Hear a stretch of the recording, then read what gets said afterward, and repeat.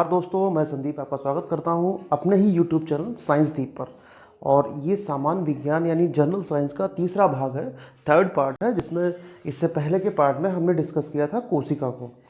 इससे पहले जिन्होंने ये अभी तक की वीडियो ना देखे हों उनको हम बता दें कि हमने एक साइंस की सीरीज़ शुरू की है, जिसमें जो भी आपके आने वाले कम्पिटिटिव एग्ज़ाम्स हैं, जैसे पीसीएस का एग्ज़ाम आने वाला है एंड बीईओ का एग्ज़ाम आने वाला है, एसएससी का एग्ज़ाम हो सकता है, या जो भी कम्पिटेटिव जैसे super TET, TET, C TET या आरआरबी, जो भी ऐसे कम्पिटेटिव एग्ज़ाम्स होते हैं उनमें साइंस के कुछ क्वेश्चंस पूछे जाते हैं, जनरल साइंस के। तो हमने साइंस की सीरीज़ शुरू की है। साइंस की सीरीज़ में सारे टॉपिक वाइज हम चैप्टर लेके चलेंगे और चैप्टर वाइज डिस्कस करेंगे डिटेल में, और उसके बाद इसके सारे क्वेश्चंस लगाएंगे जो भी संभावित क्वेश्चन इस किसी भी टॉपिक के बनते हैं। तो हमने पहला टॉपिक स्टार्ट किया है कोशिका। तो जिन्होंने इससे पहले के 2 वीडियो ना देखे हों वो प्लेलिस्ट में जाकर दोनों वीडियो को देख सकते हैं। और हाँ, जो अभी तक इस चैनल पे नए हैं, पहले तो आप इस चैनल को सब्सक्राइब कर लें, क्योंकि सब्सक्राइब करने से जो भी हम नए वीडियो डेली बनाते रहेंगे वो आपको मिलते रहेंगे। तो चलिए बिना किसी देरी के स्टार्ट करते हैं। आज का जो टॉपिक हमारा चल रहा था कोशिका। तो कोशिका में हमने इससे पहले बताया था कि कोशिका के मेन 3 भाग होते हैं। अगर हम देखें तो कोशिका के मेन 3 भाग होते हैं, प्लाज्मा झिल्ली, न्यूक्लियस यानी केंद्रक, और बीच का जो बचा हुआ वो साइटोप्लाज्म। तो बाकी के 2 हम इससे पहले वाले वीडियो में पढ़ चुके थे। अब हम इस वीडियो में पढ़ेंगे साइटोप्लाज्म। तो पहले हम लोग जानते हैं कि साइटोप्लाज्म एक्चुअली होता क्या है। साइटोप्लाज्म जो इसमें न्यूक्लियस यानी केंद्रक और प्लाज्मा झिल्ली को छोड़कर जो भी इसमें लिक्विडी यानी चिपचिपा पदार्थ होता है उसको हम बोलते हैं साइटोप्लाज्म। और उस साइटोप्लाज्म के अंदर, जैसे कि नीला नीला देख रहे हैं आप, उस साइटोप्लाज्म के अंदर सारे कोशिकांग यानी सारे ऑर्गेनल्स धसे हुए होते हैं। जैसे अगर आप इस फिगर में देखें, चित्र में, तो ये देखिए ये सारे जो बने हुए, जैसे माइटोकॉन्ड्रिया, गोल्गी अपार्टस, राइबोसोम, हरित लवक, ये सब इसमें पड़े रहते हैं। तो अब हम इनको, जो भी इम्पोर्टेंट कोशिकांग हैं, जो भी ज़्यादातर एग्जाम में पूछे जाते हैं, उनके हम कार्य को डिस्कस करते हैं, यानी जो है उसके कार्य को पढ़ते हैं। तो पहले तो आप ये जानें कि कौन कौन से कोशिकांग होते हैं। तो मेन कोशिकांग जो होते हैं वो होता है endoplasmic reticulum, Golgi apparatus, lysosomes. इनको हिंदी और इंग्लिश में लगभग ऐसे ही नाम देते हैं। माइटोकॉन्ड्रिया आप जानते होंगे, ये सबसे ज़्यादा पूछा जाता है, माइटोकॉन्ड्रिया। एंड प्लास्टिड्स यानी लवक, हरित लवक होते हैं कुछ, रिक्तिकाएँ यानी वैक्यूल्स, ये भी पूछे जाते हैं कभी कभी, और राइबोसोम। ज़्यादातर ये 4 से क्वेश्चन ज़्यादा बनते हैं। तो हम सबसे पहले पढ़ते हैं माइटोकॉन्ड्रिया। माइटोकॉन्ड्रिया जो होता है, ज़्यादातर इससे क्वेश्चन ज़्यादा ही बनते हैं। तो माइटोकॉन्ड्रिया को हम समझते हैं कि माइटोकॉन्ड्रिया कहाँ पर होता है, कैसा दिखता है और क्या कार्य करता है सेल के अंदर। माइटोकॉन्ड्रिया, मैं आपको बता दूं, जितने भी इसमें कोशिकांग हैं सबका कार्य अलग अलग होता है। उन कार्य के हिसाब से उनको एक स्पेशल नाम भी दिया जाता है। जैसे माइटोकॉन्ड्रिया को बोलते हैं power house of the cell. Power house of the cell इसलिए बोलते हैं क्योंकि इसमें ऊर्जा जनरेट होती है, यानी एनर्जी जनरेट होती है। तो एनर्जी कहाँ पे जनरेट होती है, किस क्रिया से होती है, ये हम आपको बताते हैं। अगर बात करते हैं माइटोकॉन्ड्रिया की, तो माइटोकॉन्ड्रिया में देखें तो कुछ चेंबर होते हैं, डबल मेम्ब्रेन होता है। पहली बात, जितने भी कोशिकांग होते हैं इसमें 2 कोशिकांग ऐसे होते हैं जो डबल मेम्ब्रेन होते हैं और उनका खुद का डीएनए होता है, अपना डीएनए। एक तो ये माइटोकॉन्ड्रिया होता है और एक होता है क्लोरोप्लास्ट। क्लोरोप्लास्ट में डबल मेम्ब्रेन होती है और माइटोकॉन्ड्रिया में ये मेम्ब्रेन डबल होती है, और दोनों का अलग खुद का डीएनए होता है। तो ये दोनों ऑर्गेनल्स थोड़े से अलग होते हैं कोशिकांग। पूछा जाता है एग्जाम में कि कौन से कोशिकांग का डीएनए खुद का होता है या कौन से कोशिकांग में डबल मेम्ब्रेन होती है, ये भी क्वेश्चन पूछे गए हैं। तो हमारे 2 हैं, अभी हम उसको भी डिस्कस करेंगे, क्लोरोप्लास्ट यानी जो है हरित लवक, और माइटोकॉन्ड्रिया। अच्छा, माइटोकॉन्ड्रिया डबल मेम्ब्रेन होती है। अगर आप देखें डबल मेम्ब्रेन के अंदर ये डीएनए पड़ा हुआ है और इसमें कुछ चेंबर ऐसे बने हुए हैं अंदर, और चेंबर में देखें कुछ वाइट वाइट ऐसे लगे रहते हैं। एक्चुअली जो है ये होते हैं रैकेट जैसे दिखते हैं, जैसे बैडमिंटन नहीं हम लोग खोलते हैं, इनको बोलते हैं F1 पार्टिकल। ये भी पूछा गया है कई बार, F1 पार्टिकल होते हैं और इसी F1 पार्टिकल के ऊपर जो श्वसन की क्रिया होती है जिससे हमको एनर्जी मिलती है, ऊर्जा मिलती है, तो श्वसन की क्रिया पूरी होती है। यानी अगर पूछा जाए किस कोशिकांग पर श्वसन की क्रिया पूरी होती है तो हम क्या लिखेंगे, माइटोकॉन्ड्रिया। और श्वसन की क्रिया पूरी होने पर ही ऊर्जा उत्पन्न होती है, और ऊर्जा जो उत्पन्न होती है वो ATP के फॉर्म में होती है। ATP क्या होता है, एक्चुअली ऊर्जा मॉलिक्यूल होते हैं, ऊर्जा अणु होते हैं। जब ये टूटते हैं तो हमको ऊर्जा मिलती है, और इनका फुल फॉर्म क्या होता है, एडेनोसिन ट्राईफॉस्फेट। लिख लें इसको, एडेनोसिन ट्राईफॉस्फेट। तो ये हमारा माइटोकॉन्ड्रिया, इनसे यही क्वेश्चन इतना ही इम्पोर्टेंट होता है। यानी इस पर श्वसन की क्रिया होती है और इसका खुद का DNA होता है, डबल मेम्ब्रेन होता है।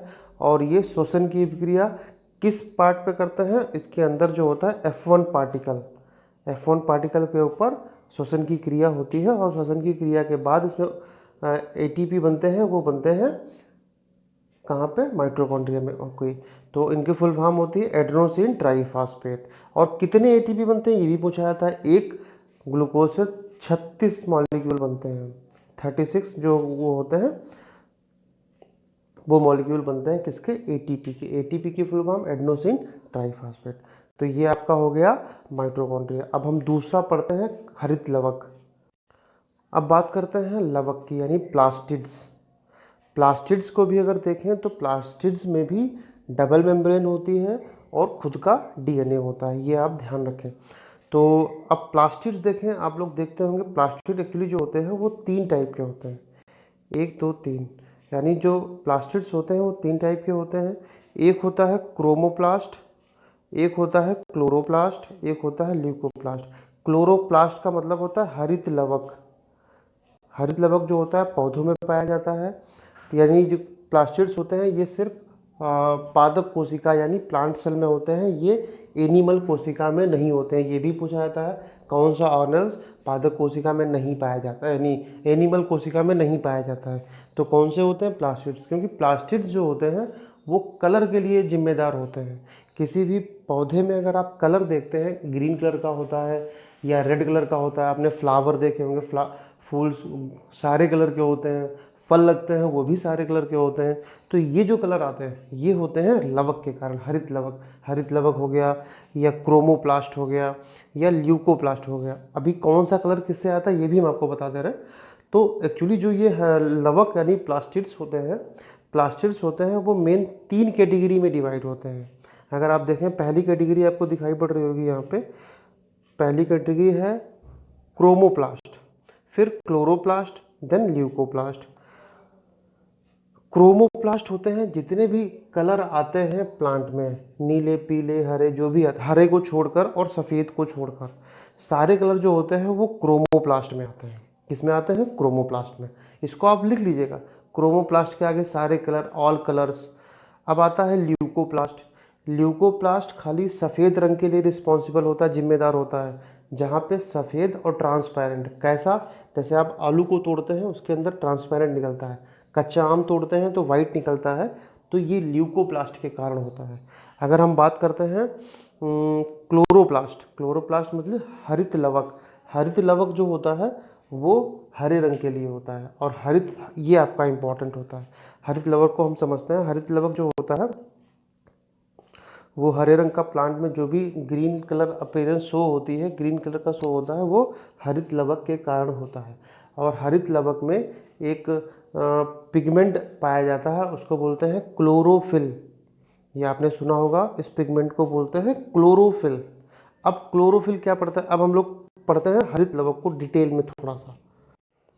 हरित लवक, हरित लवक भी माइटोकॉन्ड्रिया की तरीके से बोलते हैं इसको। माइटोकॉन्ड्रिया को बोलते हैं ऊर्जा house, power house of the cell. और क्लोरोप्लास्ट यानी हरित लवक को बोलते हैं किचन ऑफ द सेल, क्योंकि किचन यहाँ पे जितने भी प्लांट होते हैं वो अपने लिए फूड यानी खाना बनाते हैं। तो कौन सी प्रोसेस के थ्रू यानी कौन सी क्रिया के थ्रू बनाते हैं, उसको बोलते हैं फोटोसिंथेसिस या प्रकाश संश्लेषण। तो क्लोरोप्लास्ट पे प्रकाश संश्लेषण की क्रिया पौधे कंप्लीट करते हैं, और उस प्रकाश संश्लेषण की क्रिया में पौधे क्या करते हैं, खाना बनाते हैं। अब खाना बनाने के लिए कौन कौन सा रॉ मटेरियल यूज़ करते हैं, यानी कौन सा मटेरियल यूज़ करते हैं। तो फोटोसिंथेसिस में, प्रकाश संश्लेषण में कार्बन डाइऑक्साइड का यूज़ करते हैं। कार्बन डाइऑक्साइड यानी CO2 प्लस पानी यानी वाटर का यूज़ करते हैं, एंड सनलाइट का यूज़ करते हैं। तो बनता क्या है, ग्लूकोज बनता है, लिख सकते हैं आप C6H12O6 ग्लूकोज बनता है, और ऑक्सीजन बनती है, और ऊर्जा बनती है। ऊर्जा किस फॉर्म में बनती है, सॉरी, ये दो चीज़ें बनती हैं। तो ये होती है फोटोसिंथेसिस की रिएक्शन। ये फोटोसिंथेसिस यानी प्रकाश संश्लेषण कहाँ पर होता है, वो हरित लवक में होता है। और हरित लवक को इसीलिए बोलते हैं किचन ऑफ द सेल। और हरित लवक जो होता है वो जैसे माइटोकॉन्ड्रिया डबल मेम्ब्रेन होता है, ऐसे ही हरित लवक डबल मेम्ब्रेन होता है और खुद का DNA होता है। तो ये, और आपको बता दें, जो प्रकाश संश्लेषण की रिएक्शन होती है वो दो भाग में होती है, वो भी पूछा जाता है, कई बार पूछा गया है। एक होता है डार्क रिएक्शन, एक होता है लाइट रिएक्शन। तो जो लाइट रिएक्शन होती है वो आप अगर देखें, इसमें ग्रेनम आपका ये दिया हुआ, जो ये बंडल बने हुए हैं इनको ग्रेनम बोलते हैं, और जो अंदर का लिक्विडी पार्ट होता है उसको स्टोमा बोलते हैं, ये रहा। तो जो ग्रेनम होता है, ग्रेनम के ऊपर लाइट रिएक्शन यानी प्रकाश रिएक्शन होती है, प्रकाश फोटोसिंथेसिस। और अगर हम बात करते हैं स्ट्रोमा में, जो लिक्विडी पार्ट ये भरा हुआ अंदर, इसके ऊपर जो होती है वो डार्क रिएक्शन यानी रात में जो रिएक्शन होती है उसको बोलते हैं डार्क रिएक्शन यानी फोटोसिंथेसिस। तो ये हमारा क्लोरोप्लास्ट यानी हरित लवक भी कंप्लीट होता है। अब एक बार हमको थोड़े दो बचे हुए हैं, जैसे लाइसोसोम भी होता है एक, और एक राइबोसोम भी होता है, इनको भी आपको हम क्लियर कर देते हैं। एक क्वेश्चन उससे भी पूछ लिया जाता है, लाइसोसोम, ये भी एक कोशिकांग है। ये छोटा सा गोल होता है, और ये जैसे कि इसमें दिखाया गया है, ये सेल के अंदर पड़ा रहता है, और इसका जो काम होता है, इसको भी एक नाम दिया जाता है। इसको भी नाम देते हैं सोसाइट बैग। सोसाइट बैग इसको क्यों बोलते हैं, क्योंकि ये इसके अंदर हार्मफुल पावर वाले एंजाइम्स होते हैं, यानी डाइजेस्टिव एंजाइम्स। तो कभी भी अगर सेल के ऊपर कोई प्रॉब्लम लगती है इसको कि हाँ सेल ये किसी के ये सेल डेड हो सकती है किसी की वजह से, यानी अगर कोई माइक्रो ऑर्गेनिज्म उसके अंदर घुस आता है और ये सेल डेड होने के चांस इसको दिखते हैं, तो ये इतने हार्मफुल यानी इतने पावरफुल केमिकल एंजाइम्स निकालता है, और केमिकल एंजाइम्स निकालने से ये खुद को और पूरी कोशिका को ख़त्म कर देता है। तो इसलिए इसको बोलते हैं सुसाइड बैग। अब आपका आता है राइबोसोम। राइबोसोम की भी समझ लेते हैं, बात करते हैं राइबोसोम की। राइबोसोम भी एक छोटा सा कोशिकांग है जो कोशिका के अंदर पाया जाता है, और इसका जो मेन काम होता है वो प्रोटीन का सिंथेसिस होता है, यानी प्रोटीन का बनाना। प्रोटीन कौन बनाता है, राइबोसोम। कभी कभी क्या पूछ लेते हैं इसका, राइबोसोम का फंक्शन क्या होता है, और पर बहुत ज़्यादा राइबोसोम से क्वेश्चन नहीं बनते हैं। तो ये आपकी सेल पूरी कंप्लीट हो गई, सारे कोशिकांग हो गए। और थोड़ा सा हम आपको एनिमल और प्लांट कोशिका यानी पादप और जंतु कोशिका में थोड़ा सा अंतर भी बता देते हैं, इससे भी बहुत क्वेश्चन बनते हैं। अंतर बताने से पहले हम आपको एक वैक्यूल्स बच गया था, यानी रिक्तिकाएं भी पूछी जाती हैं, आप लोग देखे होंगे क्वेश्चन में। तो रिक्तिकाएं जो होती हैं वो ज़्यादातर होती हैं पादप कोशिका में पाई जाती हैं। अगर एनिमल कोशिका में पहली बात तो रिक्तिकाएं नहीं पाई जाएंगी, अगर किसी में पाई जाती हैं तो वो बहुत छोटी होती है, लेकिन मोस्टली ये पादप कोशिका में पाई जाती है। इनका काम क्या होता है, इनका काम होता है जैसे अगर कोशिका में पानी ज़्यादा हो गया है, तो उस पानी को अपने अंदर ये फिल कर लेते हैं, भर लेते हैं। तो यानी जो भी प्रेशर इस कोशिका पे पड़ने वाला होता है ये उसको मैनेज कर लेते हैं, और जो भी वेस्ट मटेरियल होता है वो इनके अंदर स्टोर हो जाता है, तो इसलिए इनको स्टोर हाउस भी बोलते हैं। तो ये रिक्तिकाएँ किस में पाई जाती हैं, मेनली पादप कोशिका में पाई जाती हैं, और इन रिक्तिकाओं का काम होता है ऑस्मो रेगुलेशन को मेंटेन करना, प्रेशर को मेंटेन करना। और ये रिक्तिकाएँ जो होती हैं इतनी बड़ी होती है, कभी कभी सेल का 90% भाग भी घेर लेती हैं। तो ये हमारी यहाँ पे कोशिका को हम प्लांट और यानी पादप कोशिका और जंतु कोशिका में थोड़ा सा अंतर बता देते हैं जल्दी से। अगर बात करते हैं पादप कोशिका की, पादप कोशिका बड़ी होती है और एनिमल कोशिका छोटी होती है। अब बात करते हैं जो प्लांट कोशिका के ऊपर यानी पादप सेल के ऊपर एक सेल वॉल पाई जाती है, जो कि मैंने बताया था सेलुलोज की बनी होती है। और एनिमल पे सेल वॉल नहीं होती है, लेकिन प्लाज्मा मेम्ब्रेन दोनों पे पाई जाती है। और अभी मैंने बताया था कि प्लास्टिड्स जो होते हैं, लवक, लवक किस में होते हैं? सिर्फ प्लांट सेल में, यानी प्लांट कोशिका में पाए जाते हैं, एनिमल में अब्सेंट होते हैं। अभी मैंने रिक्तिकाएँ बताई, वैक्यूल, वैक्यूल प्लांट में होते हैं तो बड़े होते हैं, और एनिमल में या तो अब्सेंट होते हैं या बहुत छोटे होते हैं। ओके, सेंट्रियोसोल्स भी अब्सेंट होता है। तो ये जो है आपका यहाँ पे सेल कवर होती है। अगला जो वीडियो हम बनाएंगे तो सेल पे जितने भी क्वेश्चन बनते हैं उन क्वेश्चन को हम सॉल्व करेंगे। तो जिन्होंने चैनल को अभी तक सब्सक्राइब ना किया हो, सब्सक्राइब कर लें और इसको ज़्यादा से ज़्यादा शेयर करें ताकि इसको सब लोग अच्छे से पढ़ सकें।